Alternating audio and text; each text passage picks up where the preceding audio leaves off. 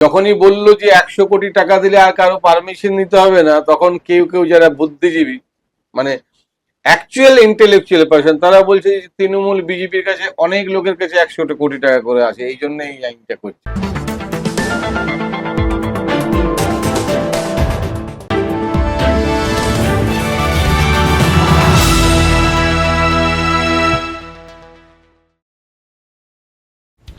এবার সামান্য বেগরবাই দেখলেই ঝুলবে হাতে হাতকড়ি।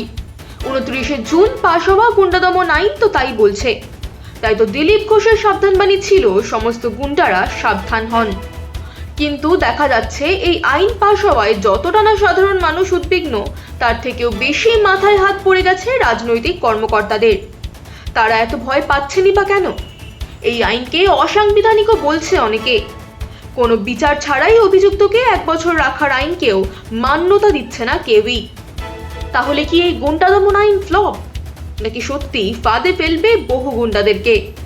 গুন্ডা দমন আইনের ভালো মন্দ ঠিক ভুল নিয়ে ট্রু নিউজ বাংলার সঙ্গে বিস্তারিত আলোচনায় বিশিষ্ট আইনজীবী মণিশঙ্কর চট্টোপাধ্যায়। মণিশঙ্করদা, কথা বলবো গুন্ডা দমন আইন নিয়ে। আমার প্রথম প্রশ্ন আপনাকে, গুন্ডারা কি এই নতুন আইন পড়ে ভীত? গুন্ডাগার্দি কি থামবে? যতটুকু পাবলিক রিয়াকশন থেকে বুঝতে পারছি আমরা, গুন্ডারা নয় সাধারণ রাজনৈতিক কর্মীরা বেশি ভীত নতুন আইন নিয়ে। কেন? কি আছে পাবলিক সেফটি অ্যাক্টে? না, গুন্ডা দমন বলতে যারা গুন্ডামি করতো তাদের জন্য কি আইন ছিল না? এক্সিস্টিং ল কি নেই? যথেষ্ট আছে। এখন ব্যাপারটা হচ্ছে যে গুন্ডা দমন আইন নতুন করে বলার অর্থ হচ্ছে যে ওরা যেমন খুশি যাকে খুশি উঠিয়ে নিয়ে যাবে, সেটা দেখবি একটা আইনের মধ্যে থেকে আমরা করছি।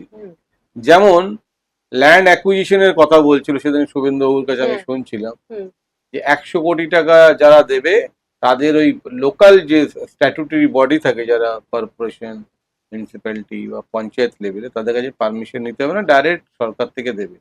এবং ল্যান্ড যে অ্যাকুইজিশন করবে সেটা সরকার সরাসরি কিনে বিক্রি করবে, তার জন্য ওই অ্যাকুইজিশনের প্রসেসটাতে আসতে হবে। আমার কথা হচ্ছে যে ল্যান্ড অ্যাকুইজিশনে যদি মনে হয় যে আমি অ্যাকুয়ার করব, তার একটা প্রসেস আছে, সেকশন 6, 7, 4, 8, 17, মানে আমি একটা নোটিশ সার্ভিস করলাম, তারপরে একটা অবজেকশনের প্রভিশন রাখলাম, তারপরে একটা কম্পেনসেশন দিলাম, কম্পেনসেশনটা ঠিক না হলে সেটার জন্য রেফারেন্স কেস আমি সেকশন 17-এ করতে পারি। পরবর্তীকালে আমার ফেয়ার কম্পেনসেশন অ্যাক্ট একটা চালু হয়েছে নন্দীগ্রামের পরে, যেখানে বলা হয়েছে ডাবল অ্যামাউন্ট দিতে হবে এবং রিহ্যাবিলিটেশন, চাকরি টাকরি, স্কুল, এলাকাটা ডেভেলপ করতে হবে। তাহলে এতগুলো প্রভিশন ল্যান্ড অ্যাকুইজিশনে ছিল, তার মানে একটা ল্যান্ড নিতে গেলে এই প্রভিশন গুলো কমপ্লাই করতে হবে। আমি যদি সরকার ভাবি যে পুরো ব্যাপারটাকে সহজ করে দিলাম, আমি সরকার জমিটা কিনে নিলাম, নিয়ে লোককে দিলাম, তাহলে কিনতে গেলেও তো যে লোকটা দেবে কি দেবে না এই কোয়েশ্চেন গুলো থেকে যাচ্ছে। তার মানে কি আমি জোর করে আমি যেটা চাইবো সেটা নিয়ে নেবো? এটা আমার যদি চেম্বারটা মনে করে নেবে ল্যান্ড অ্যাকুইজিশন করে একটা পাবলিক পারপাসে কিছু হবে, তাহলে প্রসেস আছে। সরকার যদি বলে না ওটা দরকার নেই, আমি নিজের থেকে নেবো, দিয়ে দেবো, সেটাও তো একটা অবজেকশনের আমাকে সুযোগ দিতে হবে, সেই সব দেবে না। তার মানে যে প্রভিশন গুলো একটা ক্রিমিনালের জন্য এক্সিস্টিং লয়ে আছে, সেই সব প্রভিশন গুলোকে কি বাইপাস করতে চাইছে, যার জন্য একটা নতুন করে আছে চোর, গুন্ডা, বদমাইশ, এই জন্য আইন নেই? আইন তো যথেষ্ট আছে। আইনের ইমপ্লিমেন্টেশনটা কিভাবে হচ্ছে সেটাই মানে মূল কথা আজকে। কিন্তু মণিশঙ্করদা, সরি আমি মাঝখানে ইন্টারাপ্ট করলাম, কিন্তু আমি বলছি যে দেখা যাচ্ছে যে গুন্ডাদের থেকে দলীয় কার্যকর্তারা বেশি ভীত হয়ে পড়েছে এই আইন নিয়ে। সেটা কেন?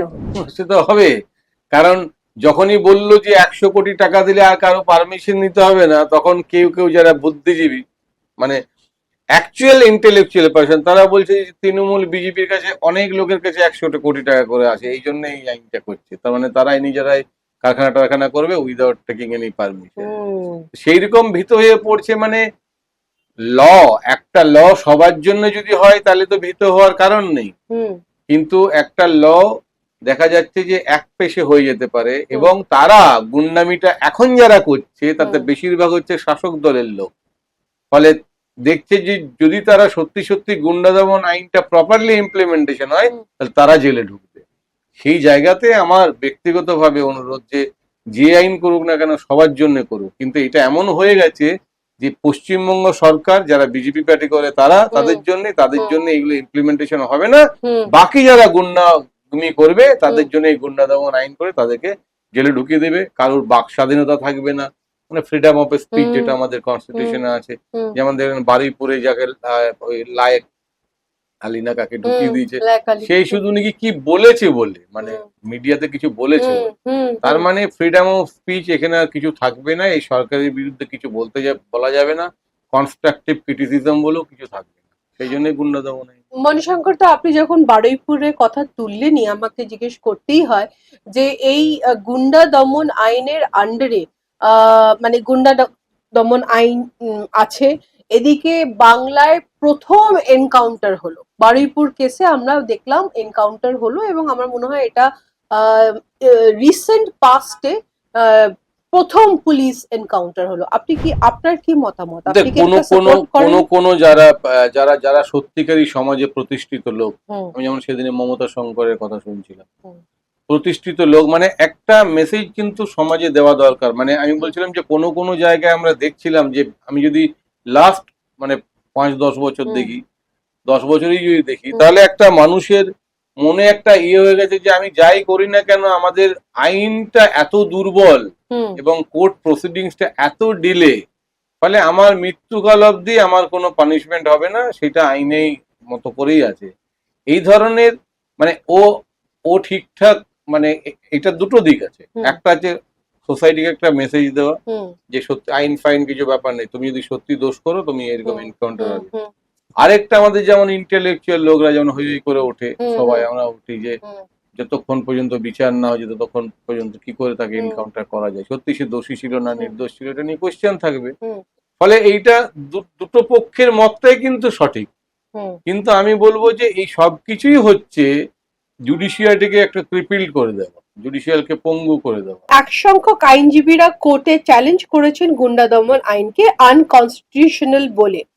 পার্লামেন্টে পাস করা, আমার প্রশ্ন হলো, পার্লামেন্টে পাস করা আইন কোর্ট কি রি-ইভ্যালুয়েট করতে পারে? কোর্টের কাছে সে পাওয়ার আছে? পারলেও কোর্ট কি লেজিসলেচারের বিরুদ্ধে যেতে পারে? হ্যাঁ, মানে আল্ট্রা ভাইরাস চ্যালেঞ্জ করে মামলা করা যায়।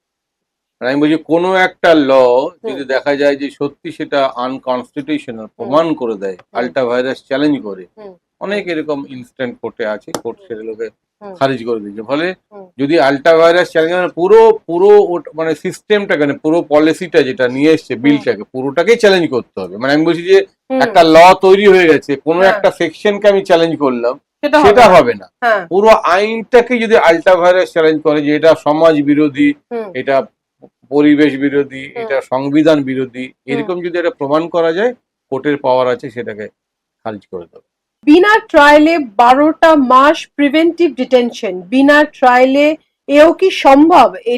এত বেসিক ইউনিভার্সাল ল এর বিরুদ্ধে চলে যাচ্ছে। অনেক দোষী ব্যক্তি যদি ছাড়া পেয়ে যায়, তার থেকেও দুঃখজনক হচ্ছে যদি একজন নির্দোষ ব্যক্তি সাজা পেয়ে যায়, এটাই তো লয়ের মানে ফেলাসি। ফলে সেই জায়গায় দাঁড়িয়ে সত্যি আমরা এরকমও দেখেছি যে একটা কোর্টের কোন একটা বিচার হচ্ছে, তার সাজা হচ্ছে হয়তো 7 বছর, কোন একটা সেকশনে 7 বছর জেল খেটে নিয়েছে, সাজা খেটে নিয়েছে, তারপরেও বেরোচ্ছে না।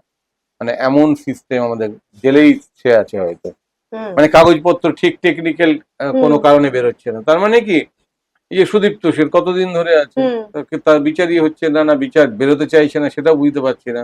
ফলে বিনা বিচারে কাউকে কনফাইন করে রাখাটা, এটা সত্যি একটা, এবং সেটা ভারতবর্ষেই সম্ভব মনে হয়। আমার মনে হয় কোনো দেশই এর থেকে, বাংলাদেশেও মনে হয় ভালো, মানে এমন কোনো জিনিস দেখি বাংলাদেশেও মনে হয় ভালো, সেটা খুবই খারাপ।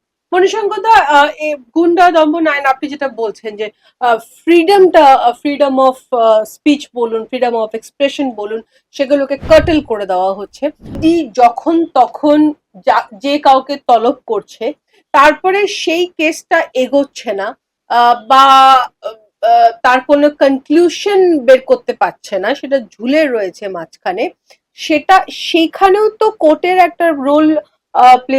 এটা হয়তো ডিরেক্টলি গুন্ডা দমন আইনের সাথে রিলেটেড নয়, কিন্তু আমার প্রশ্ন হলো কোর্টও তো ঠিক করে তার রোল কি প্লে করছে?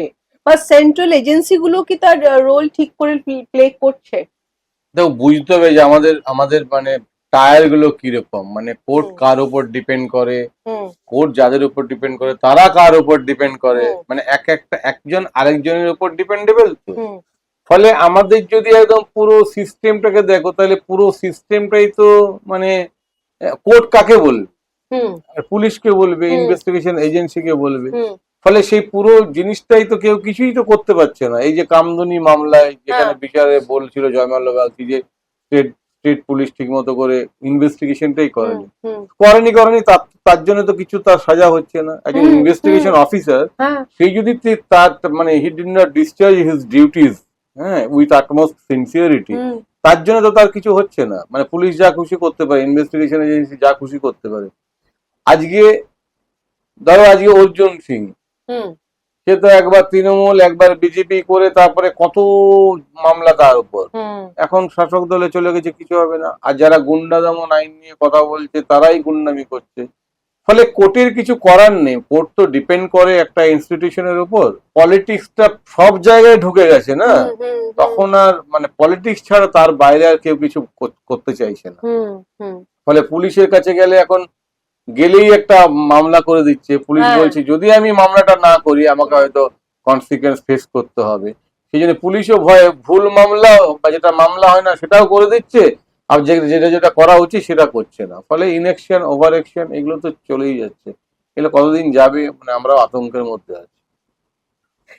মনীষাঙ্গদা, পাবলিক সেফটির ডেফিনেশন কি? পুলিশ যদি আপনাকে ধরে নিয়ে যায় কারণ আপনি যে কোনো সরকারের ক্রিটিসিজম করেছেন, এই বলে আপনার ক্রিটিসিজম মানে এই বলে এই বলে এটা তো পাবলিক সেফটির বিরুদ্ধে, আপনি কি করবেন? কোর্টে যেতে পারবেন না, আপিল কার কাছে করবেন, কিভাবে করবেন? জাস্ট বিকজ আপনি কাউকে ক্রিটিসাইজ করেছেন বলে আপনাকে তুলে নিয়ে চলে গেল এবং আপনি কিছুই করতে পারবেন দাদা, না। আমাদের এখানে অনেকগুলো ল আছে যেখানে পরিষ্কার বলা আছে যে এইটার অর্ডারের বিরুদ্ধে আপনি কোথাও যেতে পারবেন না।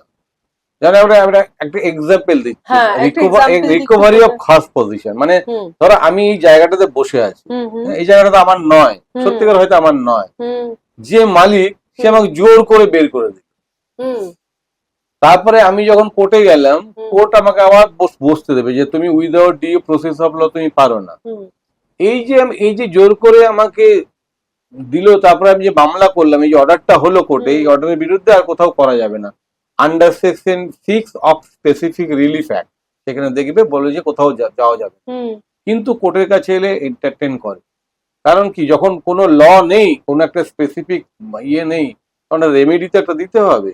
ফলে কোনো জায়গায় ল যদি নাও থাকে, সুপ্রিম কোর্ট হাইকোর্ট হচ্ছে ল মেকার, হুম তারা যেটাতে ল নেই সুপ্রিম কোর্টে বা হাইকোর্টে গেলে তারাই যেটা বলবে সেটাই ল হয়ে যাবে, না থাকলেও ল হয়ে যাবে।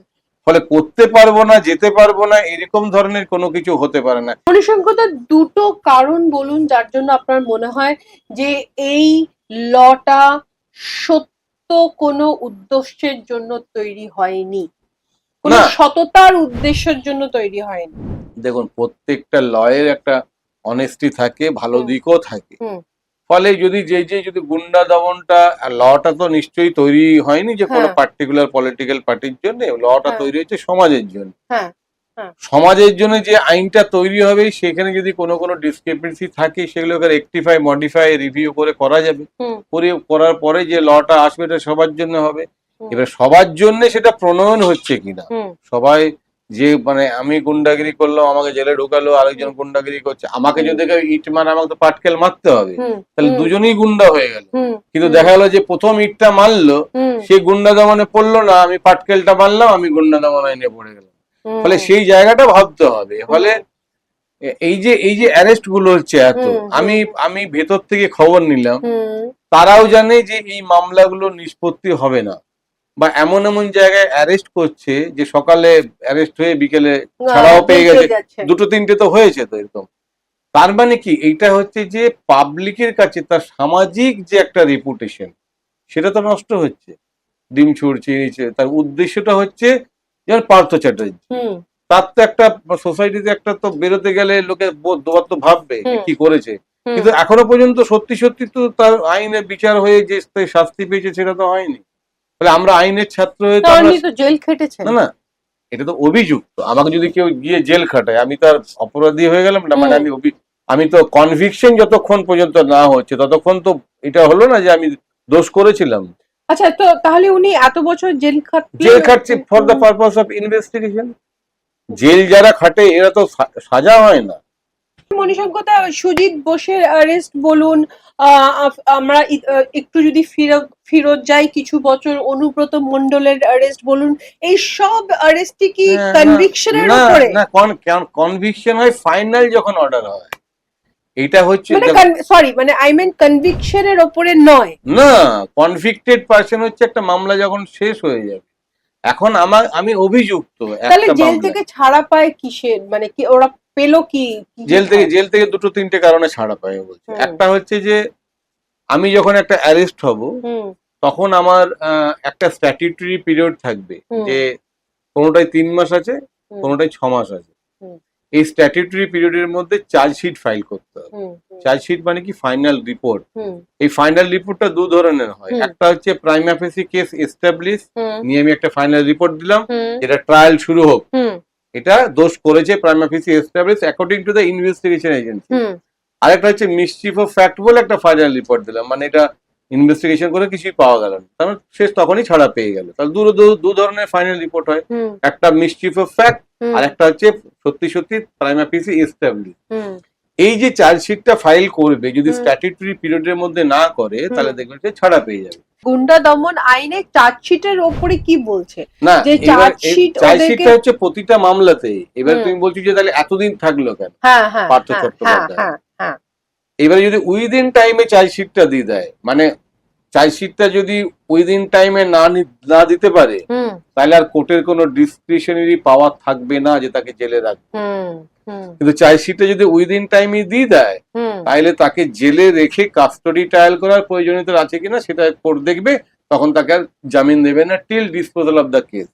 যেমন কাসব টাসব এদের হয়েছে যারা টেরোরিস্ট, যেখানে ছেড়ে দিলে এরা চলে যাবে। তার মানে চার্জশিটটা উইদিন টাইমে দিতে হবে। তারপর যদি কোর্ট মনে করে যে একে ছেড়ে দিলে একে আর পাওয়া যাবে না, তখন তার কাস্টডি ট্রায়াল হবে। কাস্টডি ট্রায়াল মানে হচ্ছে তাকে জেলে রেখে তার ট্রায়ালটা হবে, যেটা সুদীপ্ত সেনের হচ্ছে। পার্থ চ্যাটার্জিটা উইদিন টাইমে চার্জশিট দিয়েছে, সুদীপ্ত সেন তো ছাড়া পেয়ে গেছে।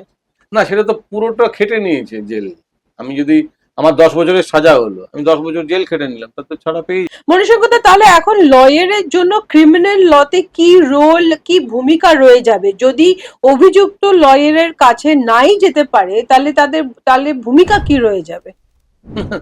কিছু কিছু হাস্যকর ব্যাপার হয়ে গেছে এখানটাতে। আমি দেখছিলাম যে ইউসিসি চালু হবে, এরপর তোমার ইউসিসি নিয়ে হবে। সেখানে বলছে যে এই যে সুপ্রিম কোর্ট বলে দিল যে এক্সট্রা ম্যারিটাল রিলেশনশিপটা আইন করে দিয়েছে, যেটা বেআইনি নয়। এখানে বলছে লিভ ইন করতে গেলে একটা রেজিস্ট্রেশন করতে হবে।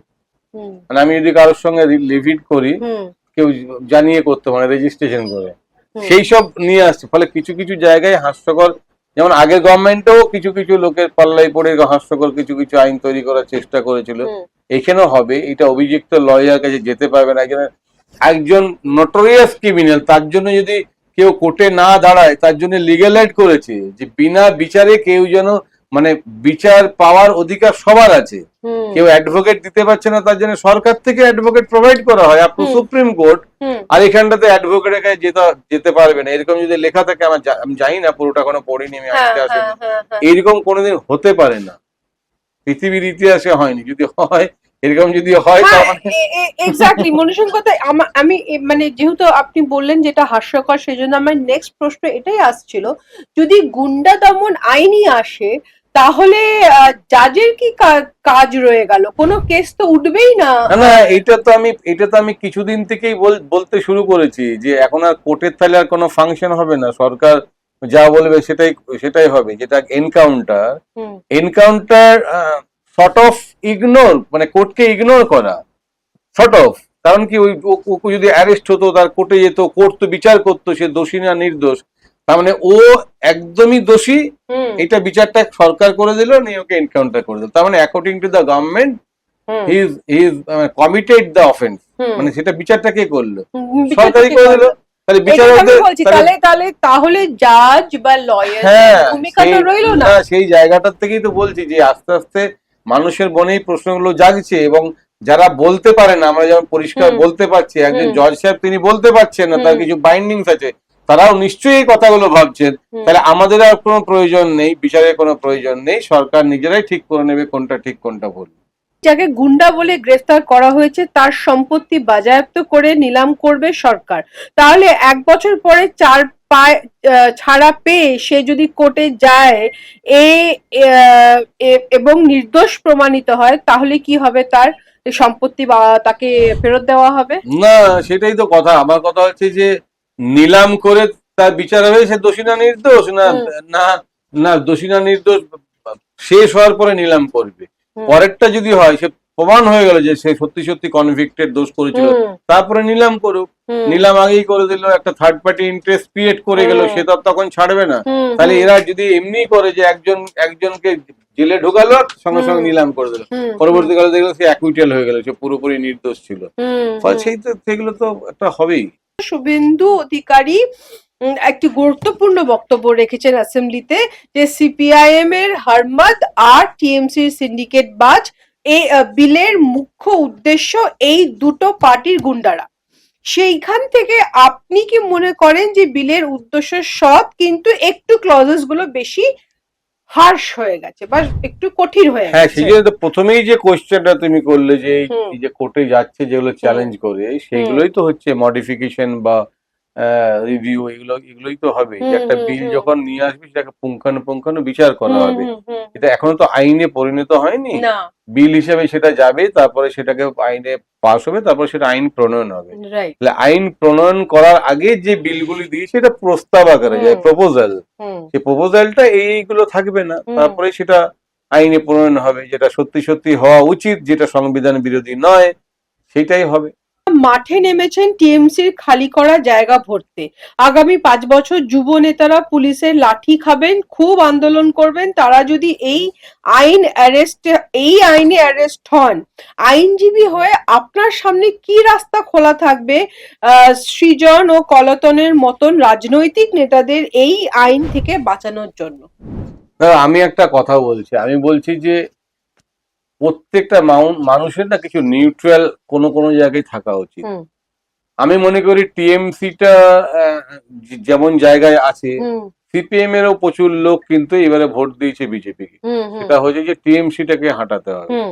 এখন যদি সিপিএম এর যদি ক্যাপাবিলিটি থাকে যে সে আসতে পারবে, আসবে। কংগ্রেসের যদি আসবে। সেই জায়গায় দাঁড়িয়ে আমি যেটুকু এখন আমার এতদিনের রাজনীতিতে আমি যেটুকু বুঝেছি, শুভেন্দু অধিকারী এই যে বিদ্রোহী নেতারা, তাদেরকে সঙ্গে তিনি রাখবেন। কারণটা হচ্ছে যে অন্য পার্টি যাতে না উঠতে পারে, এদেরকে তারা কোনো দুর্নীতির সঙ্গে যুক্ত থাকলেও তার জন্য কোনো পানিশমেন্ট হবে না, কিছু হবে না। এদের 21শে জুলাই করলে এদের লোক না এলে শুভেন্দু অধিকারীরা লোক নিয়ে আসবে কয়েকবার, 50-100টা বাস নিয়ে, যে এখন এক্সিস্টে। ফলে এই লোকগুলোর এক্সিস্টেন্সটাকে ধরে রাখার দায়িত্ব হচ্ছে বিজেপি, যাতে আর অন্য কোনো পার্টি না আসতে পারে। সেই জায়গায় দাঁড়িয়ে এগুলো ওনার করা, এবং ভবিষ্যতে যদি দেখা যায় যে শুভেন্দু অধিকারীকে বিজেপি মনে করছে ঠিক নয় তার রাজনৈতিক কর্মকাণ্ডে, তিনি একটা ব্যাকআপ করে রাখছেন যে এই লোকগুলো আমার সঙ্গে থাকবে, প্লাস আমি যাদেরকে টিকিট দিয়েছি, এবারে আমি যাদেরকে টিকিট দিয়েছি তাদেরকে থাকবে, তাদেরকে নিয়ে আবার নতুন করে তিনি আবার অন্যরকম একটা দল করবে, to restrain others parties who are exist in Bengal.